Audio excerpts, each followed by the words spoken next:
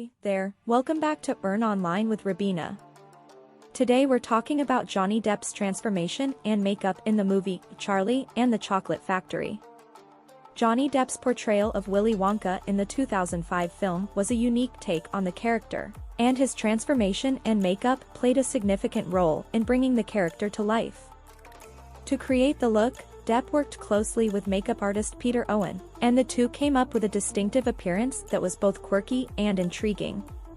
Depp's makeup included a porcelain white face with black-lined eyes, thin eyebrows, and a shock of curly brown hair. He also wore oversized dentures to give his teeth a more prominent and crooked appearance. This transformation allowed Depp to fully immerse himself in the character, bringing his own interpretation to the role while staying true to the original source material. In short, Johnny Depp's transformation and makeup in Charlie and the Chocolate Factory were crucial elements that helped make the movie a success. So, if you're a fan of Johnny Depp or just someone who appreciates great makeup and transformation, be sure to check out Charlie and the Chocolate Factory.